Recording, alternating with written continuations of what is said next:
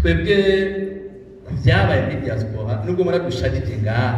burya mureka abantu bakisanzura mwoprouva le contraire hariho version benshi batazi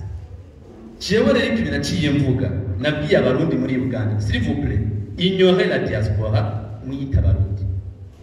kugira ngo dukore kuko yageze igihe na bwa bumwe bwacu busambuka tutazi iyo biriko biraba twaraje mu gihugu turegera message tuzi ngaha mu gihugu novuga amazina batubwiye bati diaspora inzego mufise uyu munsi zagiyeho biciye mu matora murazi yuko abaye amatora aba hari ikiringo inzego zimara genda mwihangane mukore nk'uko bisanzwe mukora murindira inzego ziheze ikiringo cyazo hanyuma ababakoreye neza mubashimire abakoze nabi mubagaye aho cyashiraho akaburungu cyandagenda ndamobiliza mes chers compatriotes barankundira ni ukuvuga ngo imitima yari yamaze kuhababuka imaze gusubira hamwe uyu munsi nazanye delegation y'abarundi bavuye mu Buganda 130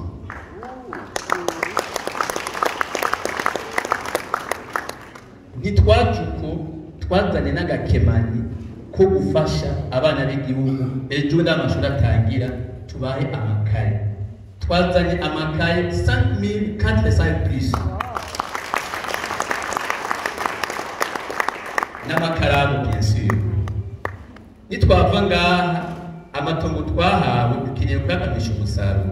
dushika turima sezame turime ibigori ntituzogurisha kuko ntidushonje ibyo turya turabifise yaba bidahari twogarutse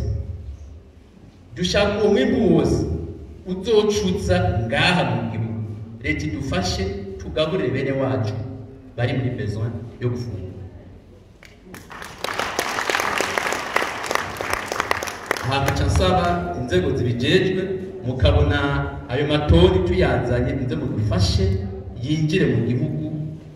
kuko twaje gusahiriza umwimbu dusanganye bisigura iki jewe nabwiye abantu nti s'il vous plaît twumvikane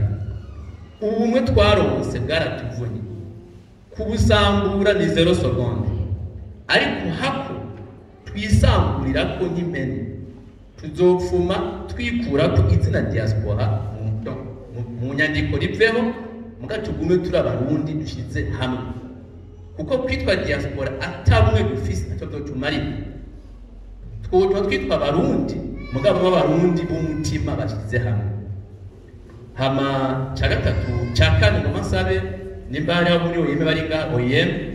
n'ukuri mudufashe turafise ikibazo ndavuga muri Uganda séjour batanga nimo cyane benshi bava ngaha bagiye kwisoma upagasa ukadusanga migration iguhaye amo mu kwezi kumwe